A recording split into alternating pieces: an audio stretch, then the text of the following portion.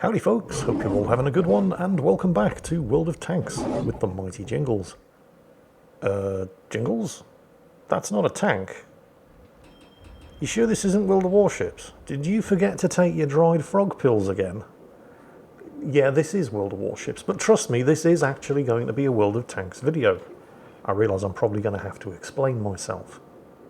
Thursday is normally my World of Tanks day, but while I mean, the World of Tanks replays that I had ready to go were okay, but they weren't particularly great. And then one email caught my eye. Groningen, North American server, damage record.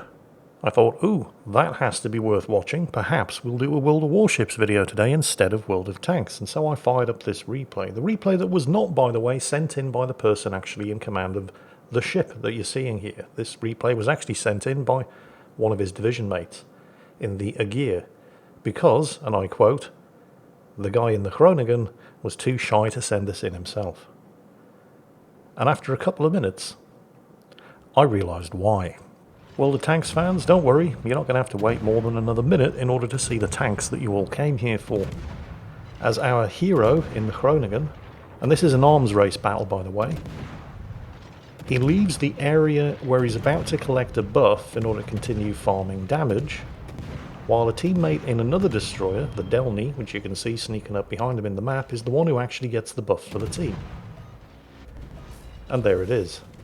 Our hero accelerates forwards. I'm thinking because he doesn't want to be sitting in the same spot in a smoke screen to make it easier for the enemy to counter battery fire his tracer.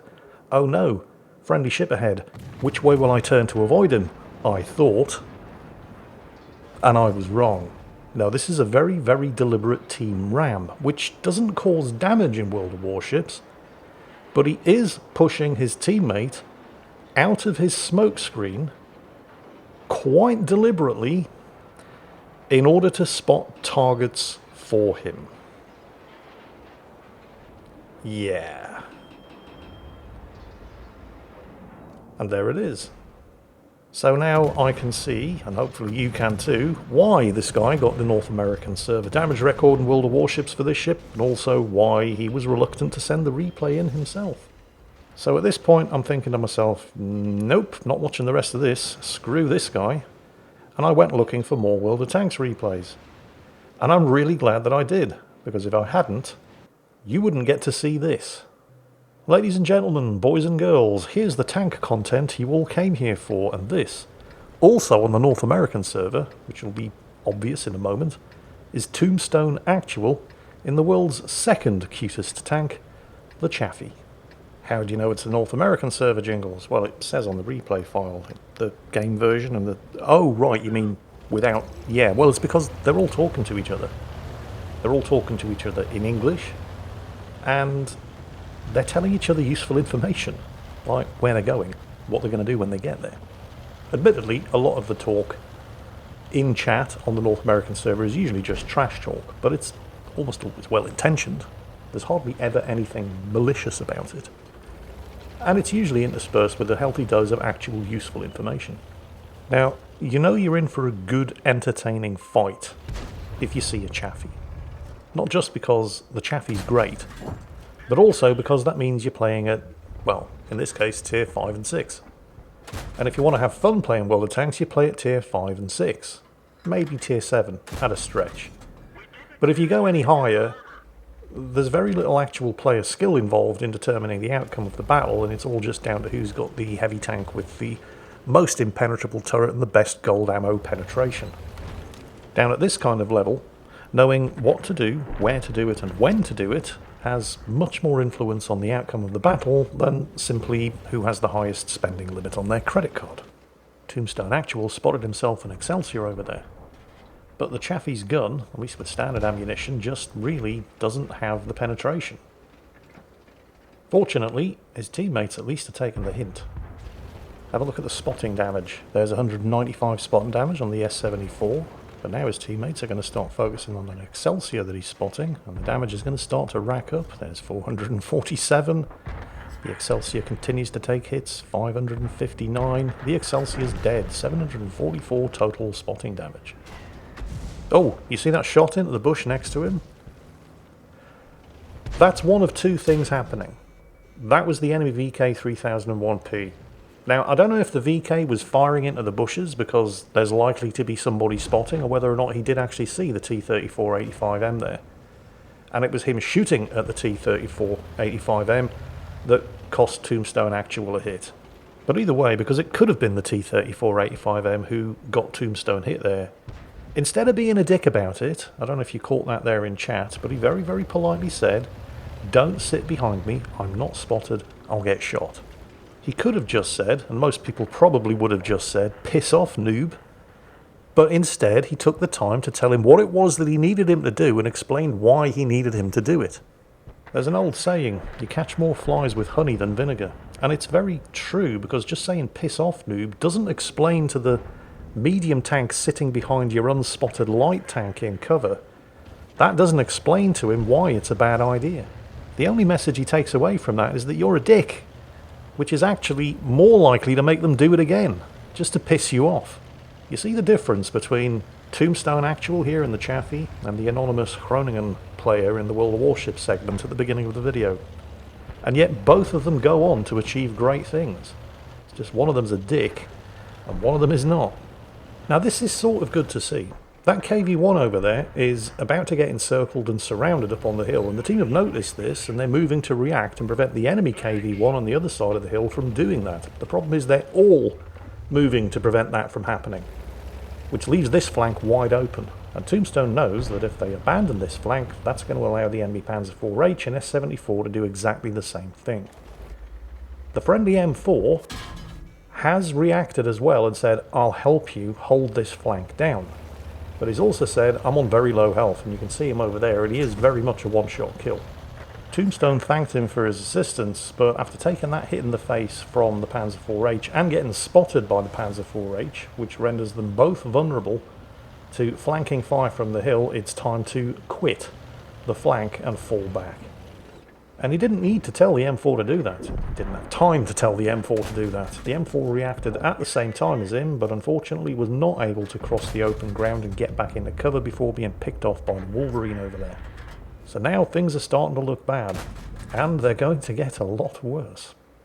The good thing about the Chaffee's gun, and there are good things about the Chaffee's gun, is that it can carry a lot of ammunition, and it has a very fast rate of fire and a pretty good aiming time as well, which means you can just spam shots away without it coming back to bite you in the arse too much later in the game, in the same way that you really can't do in something like a Stug or a French autoloader, machines that really don't carry an awful lot of ammunition.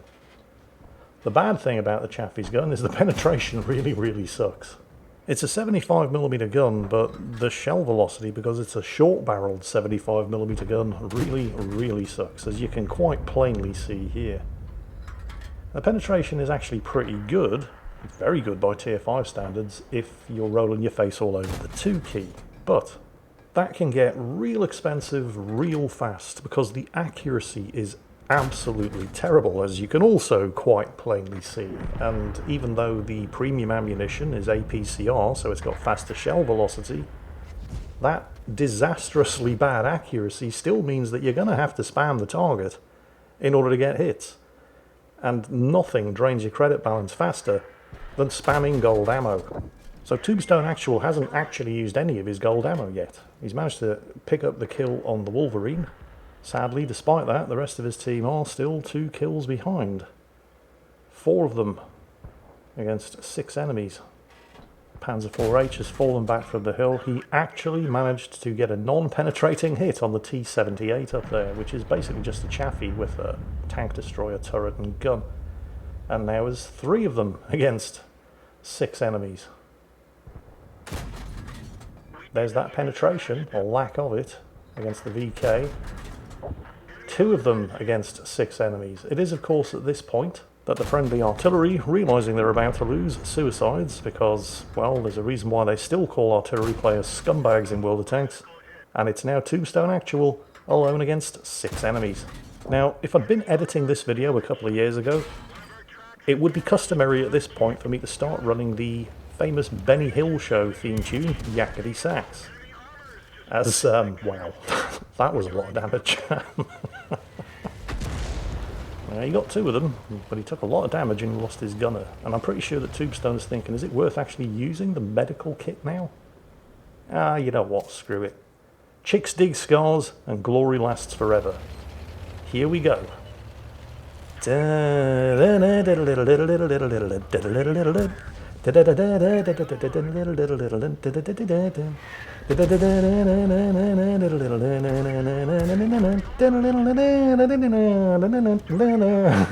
I know I'm not very good, but I don't want to get a copyright claim.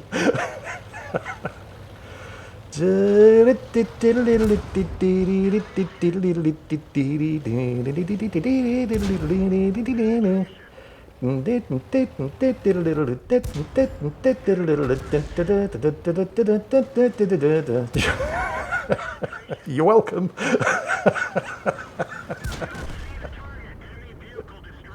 Two of them left. Oh, nobody's going to forget this video in a hurry. For all kinds of bad reasons. Oh, there he is. He's missed. No. No. Oh, he's got him. He's totally got him. And that just leaves the enemy artillery. How epic was that?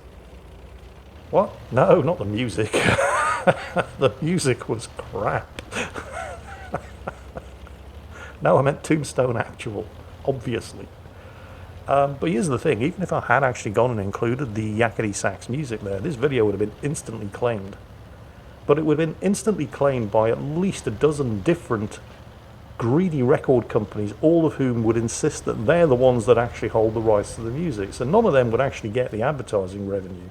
YouTube would just hold the money until the claims had been resolved. I would never see a penny.